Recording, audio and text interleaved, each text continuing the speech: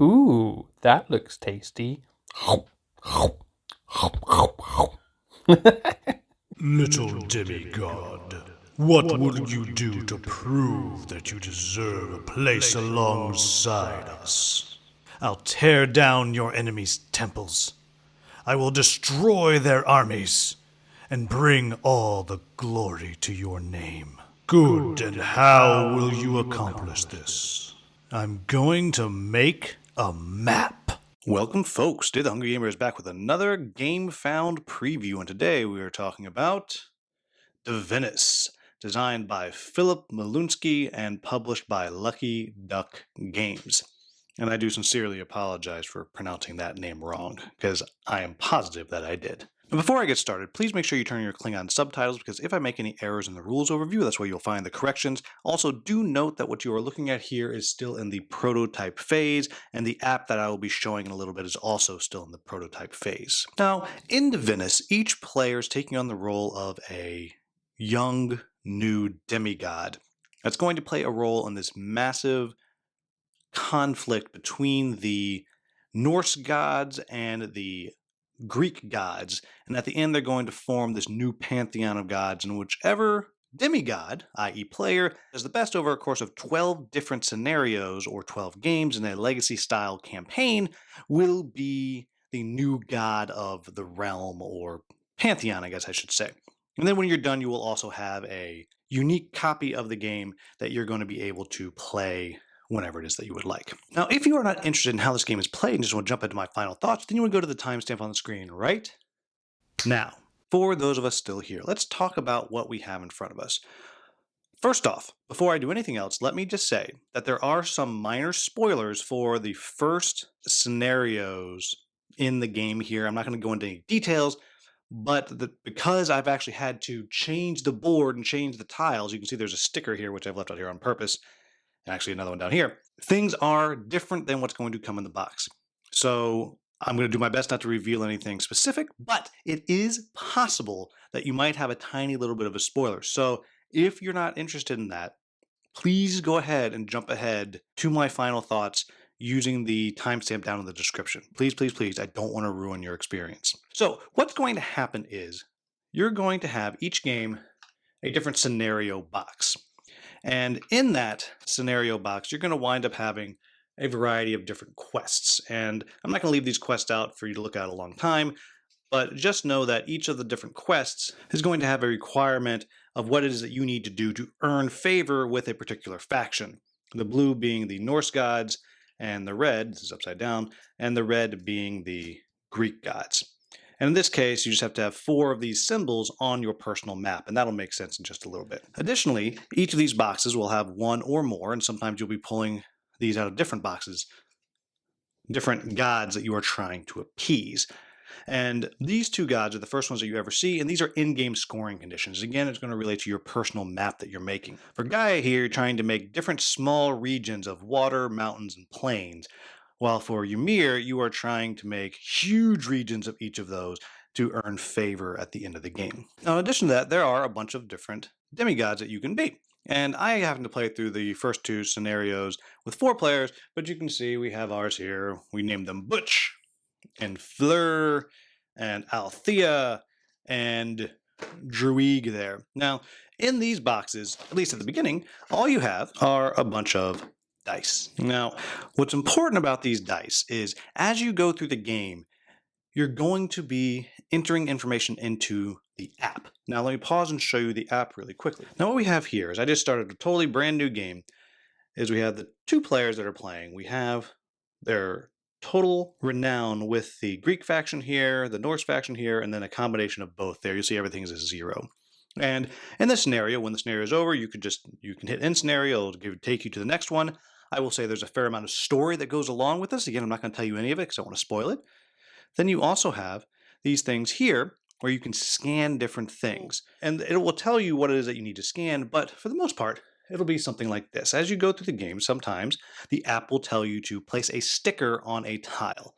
And we have one right here. And this sticker is going to operate like a QR code. Now, in the beta app, that's not activated yet, so it doesn't quite work yet. But what I am able to do is take the number off of there and I can simply enter it manually, and that would tell me what happens with the game, what happens with that particular tile that I've done. And in general, something will happen that will cause you to put a sticker on a tile, like I've shown you here, and then the next time someone drafts that tile for their map, they're going to scan that sticker or enter the code, and something will happen again, and the app's going to track everything for you. Then we have over here, we have the different quests that you have active in your particular scenario. In this case, again, that's a little bit of a spoiler, but the first scenario has these 3, and let's just pretend that we finished the Unleash the Horde. Yes, I can hit fulfilled. Who did it? Oh, clearly it wasn't hungry. Clearly Fred did it. And then boom, it would give a story and usually an option and so on that you get to do. You get to decide what you're going to do. And again, based on what you decide, the app's going to tell you what it is that you're going to unlock, what you're going to open, what sticker you're going to do, etc., etc. And again, I pulled that away to try to prevent as many spoilers as I possibly can. Now, I keep talking about the map that you're making, and this is going to be the core of the game. The core of the game is you will have your different dice, and you're going to have 4, 5, or 6 dice that you're all going to roll, and then that is going to be your dice pool. And we'll just pretend for the moment that I have these 4 dice right here. And using basic addition or subtraction, you're going to use these dice and get them to add up to one of the numbers on this board right here. Now, I will also say that as you play through the game, one of the things that you'll be unlocking are stickers for your dice. And one of the things that happens very early on is you get one of these. Everyone gets a 1-6. And when you roll that, that just means you have to decide right now, is that a 1 or is that a 6? And you're going to be able to get numbers that are the same as numbers that are usually on dice, numbers that are way outside of it, maybe just a choice like this 1-6 or something like that. But as I said, you're going to be making a choice of how to use these numbers. So let's say I wanted to get this 8 right here. Well, I could say, well, 6 plus 2, that equals 8. No problem. So then on my turn, if I chose to go exploring, I could take that tile and take to my personal map and leave those dice there. As I said, you don't have to use addition. You can use subtraction. I could have done 6 minus 2. And taken this 4 right there. Heck, I could have just taken this 4 and put it right there. You get the idea. The other thing that you can do is you can rest, which means you're going to pull back all of your dice that are out there. So if I rest, I can pull back that 4, and then I would replace it with a tile, a new one right there, which people can now get, and then I would re-roll all of my dice, whether I've used them or not. That's pretty much what's going to happen on this board. There are some things on the bottom left and right that I'm not going to go into because those are things that come out when you get into the second scenario, and I don't want to spoil that again. But let's talk about the main part of the game, which is making your map. Now, as you're playing through the game, what's going to happen is you're drafting these different tiles, and then you're placing them out into a maximum of a 4x4 grid. Now, I'm not going to do a 4x4, but just know that's the max. And if someone gets to a 4x4, the game will immediately end. And so the rule is you place down a tile, and then you start placing them next to it, and you just have to have the land types match up. So if I have this, I could add this one right here. Perfectly legal. I have this lovely mountain thing. But if I want to add one here, I have to match this one and that one. So I could put something like that right there. And now you'll notice that I've made an enclosed C there, which is something that would have qualified for one of those in-game scoring conditions that I already talked about. The other thing that you can do is you can always take a tile and place it on top of an existing tile, as long as you're following the rules for what's down below. So for example, I could take this tile right here and place that one out, because maybe I want to have another Viking faction. Because on these tiles, you're going to have factions, like we have Viking factions, Greek factions, and then we have here, I'll just add that over to the side, barbarian factions, which will interact with the various quests that you are doing, as will these sacred places right here will have to do with quests and scoring points as you're going through the game. And then just a reminder, anytime you draw one that has a sticker on it, you would scan the sticker and it would track whatever's going to happen. And that's actually pretty much it. You're going to be making your maps, you're going to be drafting tiles, and as you go through, as the game unlocks more and more things, you will have more and more options. There will be more actions beyond just the explore and the rest actions that you get to unlock and so on and so on. But at its core, you're building your personal map, and each player is doing that. The first player to fill up their 4x4 will end the game immediately. Then you will score all the different in-game scoring conditions. You might have quests that are out there that only score at the end game. You might have unlocked something as you go, and so on and so on and so on. But what's important is this is what you're doing. And the app's going to track all of that scoring stuff that you might have to remember, because sometimes it does the third person to do this thing will get the bonus. The app's going to track that for you. So, what do I like about this game? The first thing that I like is I do really like the app integration.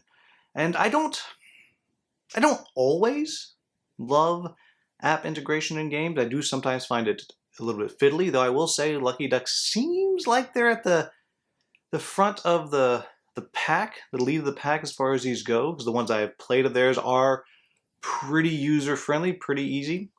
But what I really appreciate is that what this app is doing is, yes, it's giving you the story, which I appreciate. It gives you the story in little bursts and bits, so you don't know what's coming. I certainly appreciate that.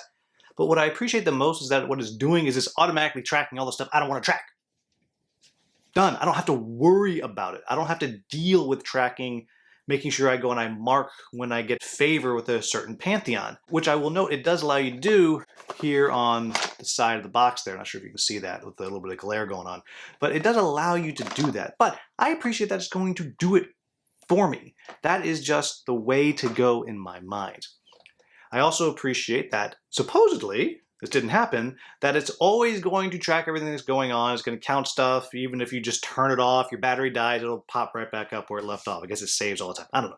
But point being, I do think the app works pretty well. But what I think makes this particular app stand out from even the Destinies and Chronicles of Crime is two things. One, there's no QR codes at all. So it means that when you're putting these stickers on the tiles and stuff, it looks better. It doesn't take away from the attractive land art that you're building, which I really appreciate, because there is no way around it. A QR code is a QR code, and there ain't no QR codes in ancient Greece. I'm assuming. I wasn't there, I don't know, but I'm assuming they weren't there. So I appreciate that. And along with that, though, the second thing that I really like about how this one works is I don't have to use it. Oh my gosh, that was the greatest thing ever. I mean, I couldn't use it because it wasn't working yet, but I don't have to. I don't have to get up and move my iPad around over the board or pick up the tile and bring it. I can just punch in the number. I had no idea I wanted that option, but now I have it. Fantastic. So there's all of that. Great. But the second thing that I enjoy about the game is when I look at this game as a drafting tile laying game, because that's what it is at its core. It is drafting and tile laying, tile drafting and tile laying. I really enjoy the dice play. And I did not think I would so much. But it's just this, you're rolling these dice, and you have those dice, and you're having to plan out what it is that you're going to do based on the little simple math that you're able to do to make it happen, addition, subtraction. And I got a real kick out of it. And it also really makes you feel like you're making big choices sometimes, because in the very first game we played, there was a really good tile out there based on what the quests were, and it was a 12. And I used all of my dice to get to 12 because I want that tile, and it worked out for me. But it felt like this is a really big choice that I'm making, so that all these things are in there. What am I going to do? Now I'm going to lose the next turn, and people might get way ahead of me in drafting tiles. But it feels good. It feels fun. And there is something really enjoyable about as you look on the board, like, oh man, I can't get that tile. But like, wait a minute, what if I do this plus this plus this minus this, or something like that? And it is in that slight, simple third grade math kind of way, a fun little puzzle that you're doing. But it's very, very fast. And I enjoy that. Along with that, I like that you put the dice out there and they're going to stay there. It's going to block off that spot. So when you play in the 4-player game, suddenly, sometimes you have very, very few choices to make. And that in itself becomes an interesting decision space. Do you just want to pull back now too? Because if you just pull back now, and if the next person has a couple dice still, they're going to get all these other choices. So there's a little bit of a game of chicken that goes into that, and I like that as well. And then continuing on talking about the dice, perhaps what I like the most is changing your dice. I love, and again, I'm only going to talk about the very first thing that you get. After you name your demigods, you get a sticker. So I don't feel bad about saying that. But I love the fact that I now have a die that I can roll, and I can say that's a 1 or a 6. And then as the game went on, I got a whole bunch of other of those in just the 2 games. And I have all these dice that have all kinds of weird things. And now it's completely unique to me and allows me to do more interesting things with that simple math. And I really like that. The next thing that I particularly enjoy is, and now this is based on only the first 2 scenarios, but the amount of interesting mechanics, I'm trying to be very vague, that were introduced from scenario 1 to scenario 2, I thought were fantastic. Relatively simple to understand change totally opened up how the game was played. And to me, that's exciting, because if the next 9 scenarios continually put things into the game that are as interesting and game-changing as from 1 to 2, that's going to be awesome. It's also going to make for a very unique game at the end of the whole experience, when you're left with your own personal one-shot game that you're able to play at the end. Now, what are my quibbles with the game? And the first thing that's clearly out there for anybody who knows about legacy games is this is a legacy game in the sense that you are permanently changing the board. You are permanently changing your dice forever. And while I don't know, I assume that you'll be permanently getting rid of cards out of the game as well. And so that is so stressful. Oh my gosh, is that stressful. And along with that, when you're doing it, everything is stickers. And there's something deeply stressful about putting a sticker into the rulebook, because there's big old spaces where you add stickers so you kind of learn more about what's going on. There is something deeply stressful about putting those stickers into the rulebook, because the idea is at the end of the whole thing, you have your one-shot game, you now have a rulebook that's all the rules in it, which is awesome. But in the prototype, I put a sticker in and I messed up, and there's a crease down the middle of that sticker, and I don't know why I feel so bad about it. I feel horrible about it. I feel like I've ruined everything. And that's me a little bit. I have a very hard time permanently changing things. And you might be that way too. So first thing to keep in mind. The second thing to keep in mind is, as I mentioned, this is a tile laying game. You're making your own little map. And it has these grand things about the gods and the pantheons, and they're clashing, and you're changing things, but you're changing them through making a map. And so just kind of keep that in your head, that this is not an adventure game. This is not Destinies, where you're moving around this map and doing stuff. No, it's not. It is a very simple, that's not true. This is a relatively simple tile-laying game.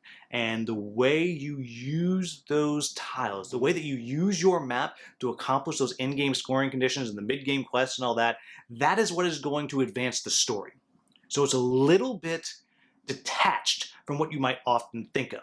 I know many of you, if you're like me, you heard about demi-gods interact with the gods, and I immediately thought, Percy Jackson! I'm going to go out and I'm going to be adventuring. No, you're not doing that. You're tile laying, you're making a map, you're making land. So keep that in mind. That might not be what you're looking for. The next thing is, though I praise this to begin with, there is, at least from the first to second scenario, there is a fairly large dump of information that happened between game 1 and game 2. And I know some of the people around the table with me, because I actually was amazingly lucky enough that I actually got to play test this thing through with 4 players, which is just awesome. It so rarely happens anymore. But some of the players around the table were like, I felt like that was a lot of stuff. That was a lot. There's a story was going on, and then there was the new rules, and I had to wait for you to mess up putting the stickers in that. So you might not like that idea of the kind of the rules dump in the middle and the story, and not that it's done poorly, because I do think it's done in a way that's fairly streamlined, but again, that might not be for you. You just might not like that. Like, one of the people around the table is like, I don't want to play. Just tell me what to do. I want to play. I don't care about the story. Just play. So that might be you. And then the last thing is kind of a two-parter, and that is what was going to make this game continue to pop from scenario 1 through scenario 12, if it is 12, I think it's 12 is the last one, is, are they able to keep on adding things into the mix to make each different scenario feel like it's more than the previous ones? Now that might be large mechanics like are added between 1 and 2, maybe it's something small, maybe at some point you wind up, I don't know, getting a new mathematic formula you can do. Maybe suddenly you can multiply stuff. I don't know. But something to keep each one changing. Because if it does, it's amazing. Like, that is awesome. And I want to do every one. But if you get to scenario 6 and suddenly scenario 6 through 12 are all the same rule set, then that might not be as interesting to you. Something to keep in mind. And then the other thing is I mentioned with that, you might be math averse. That's fair. I have a couple of friends that I was telling them about the game and how it works, and the basic, you just do the little addition and subtraction, and I said addition and subtraction, like, nope, I'm out, nope, nope, nope, nope, nope. And I said, but it's just addition and subtraction, like, nope, don't care. Not interested in math. But there you have it, folks. That is Divinus from Lucky Duck Games. Tile-laying games are not my favorite genre. A lot of the ones that I have played, I've said, that was fun.